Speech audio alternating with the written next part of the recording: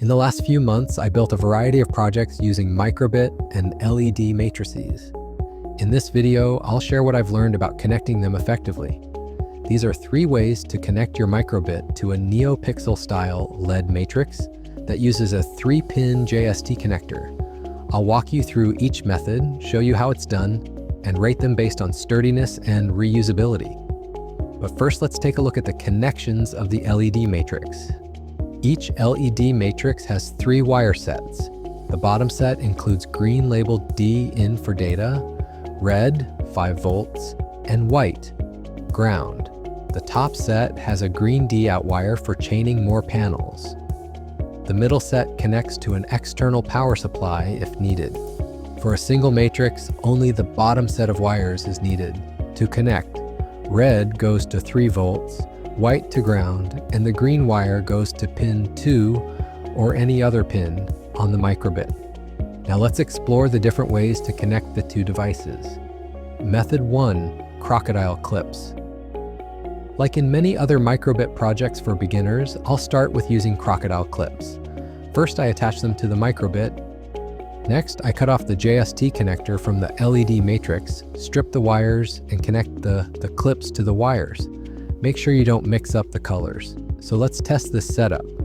It works, but it's not ideal because the Crocodile clips tend to shift or pop off. Still, it's a quick and beginner-friendly way to get started. Method 2, edge connector with jumper wires. Now let's try something cleaner. I bought this microbit edge connector where the microbit simply snaps in. To connect it to the LED matrix, I use 3 of these male to female jumper wires. The female ends slide over the pins on the edge connector, and the male ends plug straight into the JST connector on the LED panel. It's simple, completely non-destructive, and great for testing or temporary setups. There is no soldering needed, and everything stays intact. The only downside is that jumper wires can wiggle loose. Method 3, soldered edge connector. This is the method I use most often, and I will show you why. I took a D-out set of wires from another LED matrix. You can also cut off the D-out from the LED matrix you are using if you don't intend to chain them together. I soldered the 3 wires to the edge connector to make a custom device. Now I can easily and reliably connect any matrix to my microbit without modifying the components themselves. It's a super clean setup, and it's ready to reuse in future builds.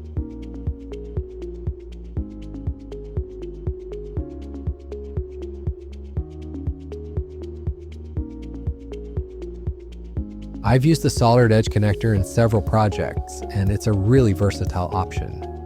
But there are even more ways to make connections. In some builds, I've soldered the LED matrix directly onto the edge connector.